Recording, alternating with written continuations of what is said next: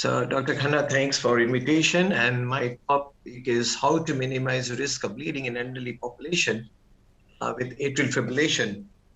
So, in other words, among the NOACs, which one is the best drug in clinical practice, which will have least bleeding in elderly population? So, the outline for today's talk is looking into just briefly into NOACs clinical trials and managing oral anticoagulants in elderly population with atrial fibrillation. I will also discuss about the GI bleeding in same population, and then if time permits, briefly about the management of bleeding. We all know about the NOVAX phase 3 trials. We have been having from after an initial warfarin trial showing warfarin superiority, but later on all the trials from 2009 Virali trial with epicartrin, and then ROCKET-AF with rivaroxaban, S-total apexaban, and trial and now with edoxaban. All the trials have shown the beneficial effect of Novax over warfarin, not only in terms of efficacy, but in terms of safety. Now, looking to different molecules which have been studied, and we know that mechanism of action of the drugs like the warfarin vitamin K antagonist, dabigatran, direct thrombin inhibitor, rivaroxaban, apexaban, which is available, and edoxaban is not available in our country. They are anti-10A blockers, and the mean half-life is highest with warfarin, we know, and rest of the three drugs are approximately 10 to 14 hours. This is what we have learned. Now, the doses which have been recommended after various clinical trials were published was to give 5 milligram twice a day for apexaban, 150 twice a day for dabigatran, and 20 milligram rivaroxaban in standard dose. But if a patient has two of the three criteria, like the age more than 80, body weight less than 60, or creatinine more than 1.5, then we should give 2.5 milligram BID of apexaban. 110 milligram twice a day dabigatran should be given to patients who are elderly, those who are using concomitant verapamil drugs, or where those who are increased risk of bleeding, maybe they are with other antiplatelet drugs. Rivaroxaban, the GFR is less than 40-50, then I think we have to use only 50 milligram daily dose as the OD dose.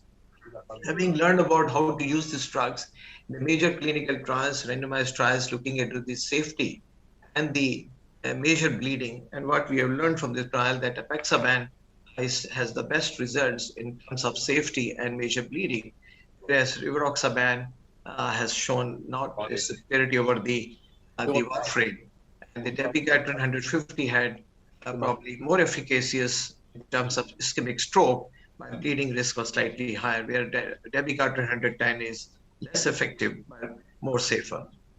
So in conclusion, what we learned that the efficacy safety-wise, apexaban scores our other two anti-NOACs in terms of stroke efficacy, reduction of stroke efficacy, intracranial hemorrhage, mortality, and major bleed. All are in favor of the apexaban, whereas rivaroxaban is, and all other drugs are definitely superior in terms of reduction of intracranial hemorrhage, but in terms of major bleeding, probably rivaroxaban is not showing beneficial compared to the warfarin. So we have to now see the efficacy in elderly population. So this is the data which is available now on the subgroup analysis of all the trials have shown that the patient, those who are elderly population more than 75 with rivaroxaban, they have increased chances of bleeding. Dabigatran is neutral or maybe a little safer, but dabigatran 150 definitely has more bleeding. And apexaban, as you can see, Tu m'as vu tout à l'heure? There is some background noise, I think, Dr. Khanna, we have to see that. C'est quelqu'un qui me l'a. Apexaban 5 milligram twice a day was the superior in terms of at any age, above 75 and below 75, it showed the major bleeding was much less compared to other two drugs. And then we look into the data of very elderly population, that means more than 80 years of age. And what we can found that the stroke or systemic embolization was reduced significantly in the Aristotle trial compared to warfarin. And the efficacy was better, the major bleeding was less, and also the intracranial hemorrhage.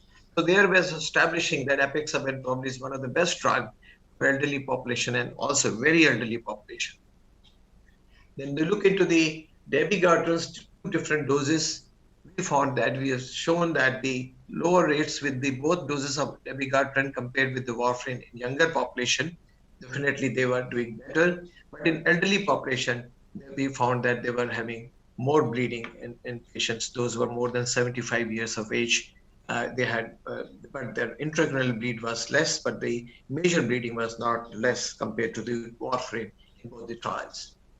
So what we learned is that the NOACs in elderly population, the recommendation now is that first choice is apixaban 5 milligram twice a day, and if it is not available, or then probably 110 dabigatran, or maybe or rivaroxaban 20 may be a second choice, but the first choice is apixaban. Now coming to after the randomized clinical trial, we started looking into the real world evidence from the Aristophanes trial study, which was done in large number of population. And then they look into the subgroup analysis, looking at the efficacy in the age group between 75 to 80 and above 80. And looking at all the molecules, comparing with apixaban versus warfarin. What they did was they look into the propensity score matched, and they look into apixaban versus warfarin, dabigatran versus warfarin, rivaroxaban versus warfarin in this subgroup of population. And they found here, you can see here, efficacy by reduction of stroke or systemic embolism was significantly much more. You can see here 47% reduction in 75 to 90, 80 years and above 80, 38% reduction, which was the best which we observed compared to other NOACs when we compared with the warfarin. Although both of them show a beneficial effect in terms of, compared to warfarin also, but they were not as significant as we saw with the apixaban. Now we started looking into the same Aristophanes real world evidence in elderly population. We look into the major bleeding. Again, we can found that the major bleeding was significantly in favor of reduction of almost 40 to 45% in both up to 80 years and above 80 years group in patients, those who received apixaban. The dabigatran versus warfarin, the low dose dabigatran definitely was better or safer. High dose did show some more bleeding. Rivaroxaban clearly showed no advantage compared to the warfarin. So choosing antithrombotic treatment in atrial fibrillation, we also know this elderly population are at risk of fall. And among older patients, falling is very common, at least 30% fall at once a year. And in a total trial, there was a subgroup analysis on the patient, 386 patients, of such group patient, those who had fall, and they found they had much lower intracranial hemorrhage compared to the warfarin in the study. So that shows that even in fall patients, they are more protective. Then coming to the frail elderly population, this is a large study, again from the Aristophanes. This is a real world evidence looking into the propensity match score, looking at all the NOACs and warfarin.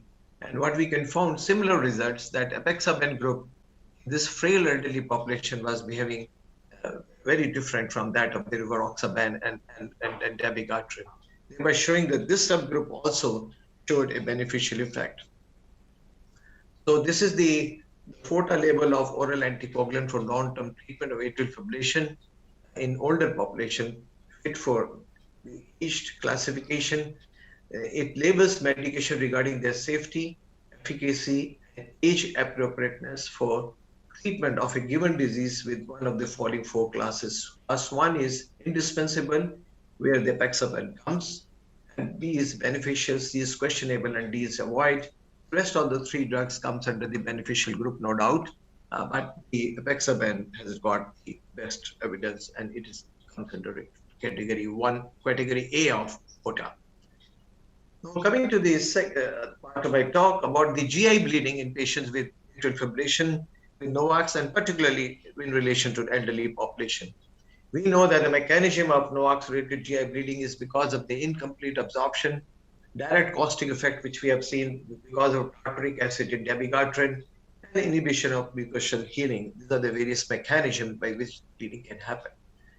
Rates of major GI bleeding from the NOACs clinical trials have shown that major GI bleed with dabigatran was 1.8, it was 2 with the rivaroxaban, and it was 0.76 compared to the warfarin. This clearly shows that apixaban is the safest drug in terms of bleeding, whereas the dabigatran 110 probably do not have major GI bleed, but 150 generally they have more GI bleeding compared to the warfarin. So the guidelines 2016 have clearly shown that in patients at high risk of gastrointestinal bleeding, vitamin K antagonist or other NOAC medication should be preferred over dabigatran and rivaroxaban, and even indoxaban 60 milligrams. So the drug of choice is apixaban with a level of evidence class 2A. The rest of in studies, again, they look into the sub-study of GI bleeding. Again, we found that there was, compared to apixaban compared to dabigatran, it was 34% reduction in apixaban compared to dabigatran. And the same thing they found with comparing with rivaroxaban, much more beneficial effect, as we have known that rivaroxaban causes more bleeding compared to the apixaban. So both the Rest-of-N study and the randomized clinical trial all have shown again the safety of apixaban in patients, those who had GI bleeding. So network analysis, what we have just discussed, to summarize, that 44% lower risk of major GI bleeding with apixaban versus rivaroxaban. So that is the best safety profile what we can see. The next best safety profile is with edoxaban, which is not available to our country. Outcome of the different NOACs with respect to GI bleeding, large population-based study, GI bleeding incident rate and hazard ratio, NOACs versus NOACs. This is again the looking at the propensity score, and they found that in any age group above 75 people, really, the apixaban had 75%, 82% low risk of associated GI bleeding in elderly population between 65 to 75, and also patients those were more than 75 years of age. So you can see in both the group, the GI bleeding safety was best with the apixaban compared to other two NOACs. So based on our interpretation of available data, first choice is patient with high risk of gastrointestinal bleeding, apixaban 5 milligram twice a day, or dabigatran 110 twice a day can be used. Now coming to the last part of my talk, bleeding management of NOACs patient. And we know that most of the NOACs patients, since they have a short top life, they can be minor bleedings like apextexis or sometimes the bleeding from the skin. Those probably most of them wait and watch strategies is usual in majority of the patient. There may be spontaneous clearance of the drug, and maybe do some diuresis, the effect will be there. Non-specific support, the coagulation factors are generally given, and specific reversible agents are available for dabigatran, like what we say, adalimumab, which is the Praxmine, which is available to us, can be given to this patient for NT10A. Although this is available in Dexanat, but not available in our country, we have to use BCC or sometime. So this is the flow chart. We're not going to very busy slide, but just to give you an idea that patient, those who have got mild bleeding, we delay or discontinue the next dose, reconsider concomitant medication like non-steroidal inflammatory drugs, not life-threatening major bleeding. For dabigatran, we have Praxmine with us, but other places, but probably we can have endoscopic hemostasis of the gastrointestinal bleeding. Surgical hemostasis can be done, fluid replacement can be done to this patient.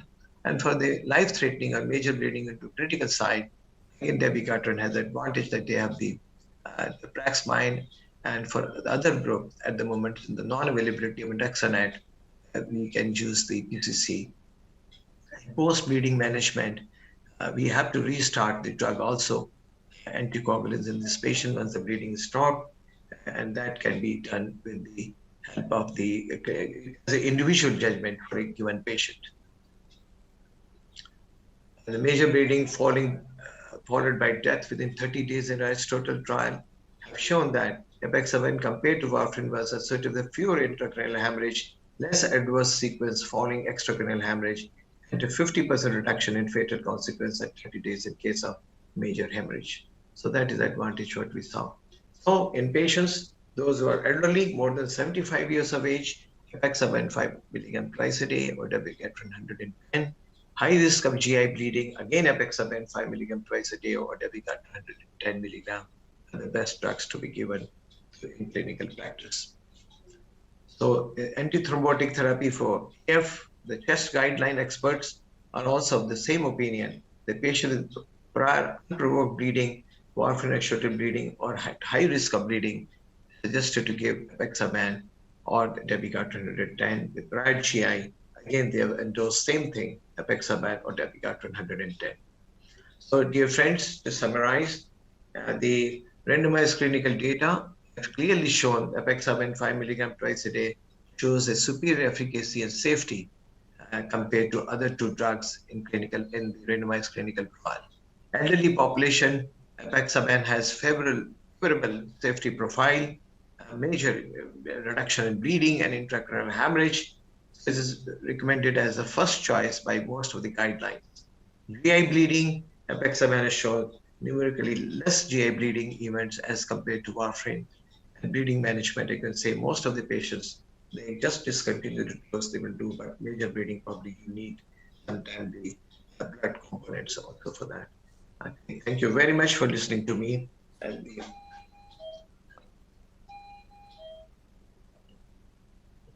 Thank you, Dr. Sawhney. That was indeed wonderful talk. And we have many questions, and we also have Dr. Raghu and Dr. Michel and Dr. Batra on the panel.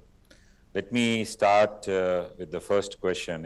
Among the NOACs, which one, we know apexaban is the drug of choice for having less amount of bleeding as compared to the other NOACs. But still, a lot of physicians do prescribe dabigatran just because of the fact that we have an available antidote.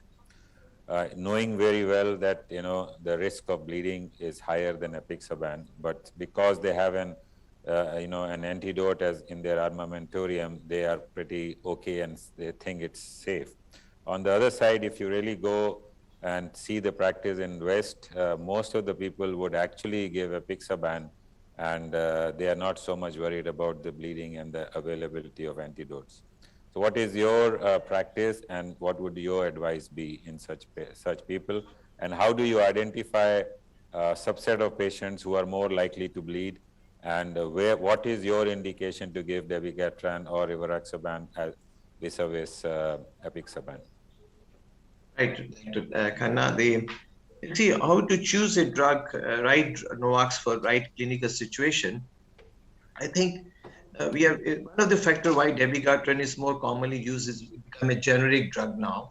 Similarly, if same situation is coming for rivaroxaban, this is one of the factors. Probably cost is playing a role.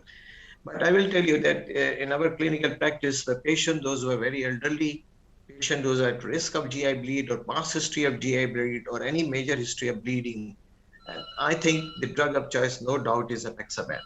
We have to use that drug because it's the safest drug for this group of population.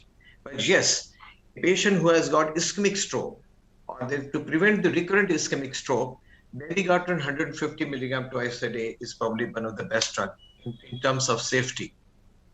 And if you look at the compliance value, then rivaroxaban probably has an edge because it is a once-a-day drug to be given to the patient. I think in my clinical practice, what I do that for high-risk population, we do not deviate from the guideline. We accept what the recommendation is there, what apexaban should be used. Dabigatran definitely has been the second choice, but if you have to use, then you have to use a 110 milligram twice a day, which is safer in terms of bleeding. But yes, at the same time, it is not effective. It is not as effective as 150 milligram. So where there is a choice of preventing ischemic stroke, I cannot use 110, I have to use 150. But if a patient has a history of bleeding and is very elderly population, person above 75 or 80, I will not use then in that setting, even dabigatran. I would like to choose apexaban. So this is how we choose clinically the right drug for the right patient. And at the same time, the problem which we face in our clinical practice, majority of clinicians, they are using the low dose of the NOACs, which we have learned from the real-time practice now that they are not beneficial. In fact, the low dose is causing similar bleeding and is less efficacious. So one of the real-time studies have clearly shown that in apexaban being used half the dose, 2.5 milligram BD, which was not required, it was inappropriate dose, which has resulted in increased stroke and no decrease in bleeding. So that lesson which we have learned now, the take-home message for our clinicians is that use appropriate dose for application. Don't reduce the dose because fear of bleeding is there in the mind, which is not right. And if it does happen, we have a gastroenterologist on board. I mean, I would ask Dr. Batra, if it does happen and say bleeding from apixaban, GI bleeding, or from other rivaroxaban where the antidote is not available, what would his strategy be? And from GI perspective, which drug does he think is more safer between the three of them? Apixaban is the safest, no doubt about that. But about the dose, probably I would not agree with Dr. Sawhney because it has been shown in numerous studies that dabigatran at the higher dose and endoxaban at the higher dose result in more chances of bleeding than at the lower dose. That is one. Secondly, if bleeding does occur, then there is no real antidote which is available. You need to actually wait for 12 to 24 hours till the effect of the drug wears out. And it is best to wait because whatever antidotes are available have a high thromboembolic risk. So all these drugs which are available carry a high risk, and up to 18% risk of thromboembolization has been reported with the antidotes of the NOACs. So it is best to wait it out. Only intervene, even endoscopy should be delayed up to 12 hours, only intervene once the patient is relatively stable. Or if you have to go in and it is a exsanguinating bleed and you don't have a choice. If FP does not have any effect. So basically it is volume replacement, waiting, let the effect of the drug wear out, and then do an endoscopy, try and identify the lesion and do whatever endotherapy you want to do. Another recommendation which came in but has not really been accepted is the use of colonoscopy prior to starting NOACs. The reason for this is that between upper GI and lower GI bleed, NOACs have been found to be having much more incidence of lower GI bleed than upper GI bleed, which is in contrast to warfarin. So there is no clear-cut consensus in this whether everyone should be subjected to a colonoscopy before starting NOACs, but it should be something which is an easy thing to do, and it would identify small polyps, diverticulitis, angiodysplasia, and would tell us which are the patients who are likely to bleed. Another thing I want to add that in clinical practice, which we have seen, the benefit of NOACs has been that many occult malignancy have come to clinical sense. So for example, those who are on NOACs, we could pick up early colonic malignancy, GI malignancy, genitourinary malignancies, because they bled earlier. They were picked up early stages of the disease and we could able to treat them effectively. So that added advantage has come. And secondly, for malignancy patients, those who need anticoagulant because of DVT or pulmonary embolism or AF, in that situation, we should be very, very careful never to use rivaroxaban for solid tumor like colonic carcinoma, pancreatic carcinoma, or the GI malignancies. But they bleed much more.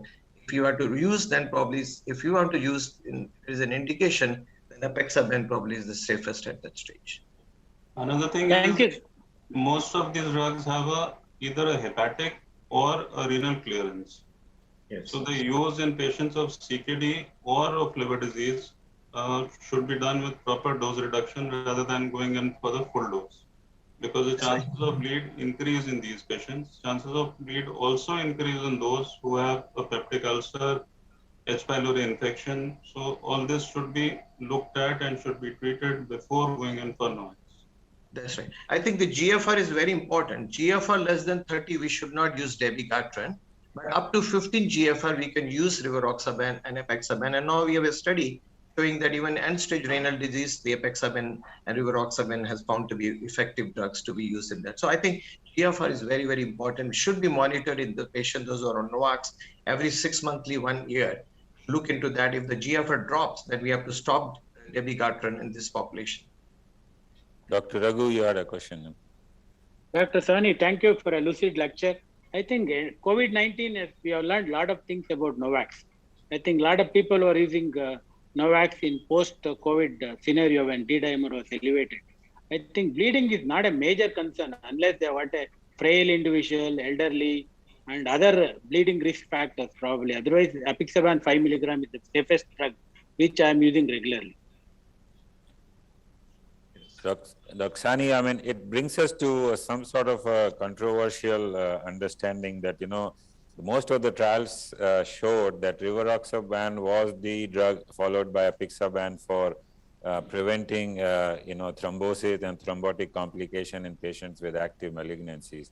On the same side, we also have data that, if you give rivaroxaban to these patients with GI malignancies, especially GI malignancies, they would tend to bleed more, and this should not be the drug of choice. So if you, it's a very controversial interpretation of the same trials and the same data. And I'm really not sure. I understand that most of the physicians, because of this, have shifted to a, undebatable molecule, which is apixaban, and that probably, although there is no study which actually compares the both of them in this subset of patients, but the safest choice, as it appears, looks like apixaban rather than rivaroxaban, which I think is a very good drug.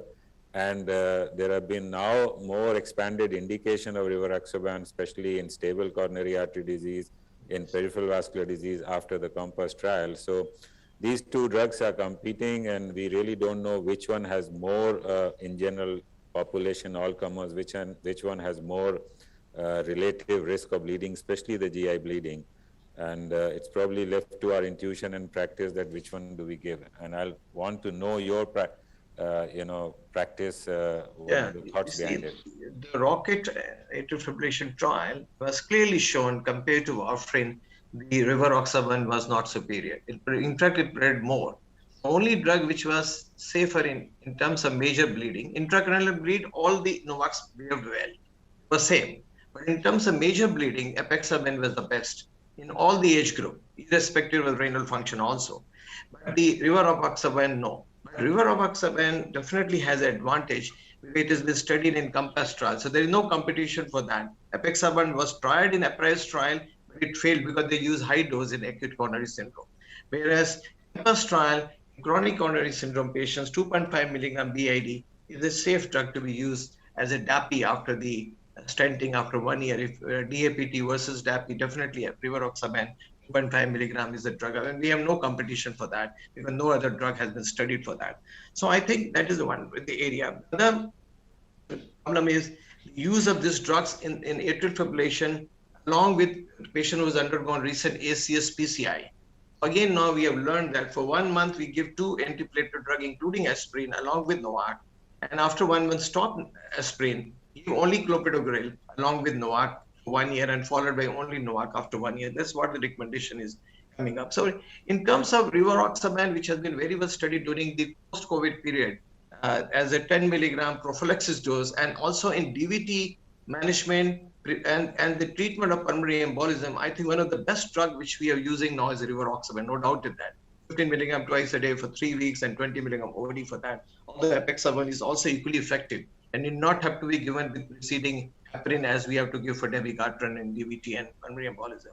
But yes, certain clinical situation, rivaroxaban is good, but in high risk population, certainly we have no match but apixaban. It's the best drug, the safest drug for elderly population, renal failure population, patient with major bleeding. No doubt in that. Thank you. Are there any more questions, Dr. Henry and Dr. Raghu? No, we can continue. Okay, so thank you very much. This was a wonderful session, more on the clinical pharmacology and clinical practice, especially with the use of apixaban and NOACs in atrial fibrillation. Thank you, Dr. Sawhney, and thank you all the panel members, Dr. Batra, Dr. Michel Henry, and Dr. Raghu.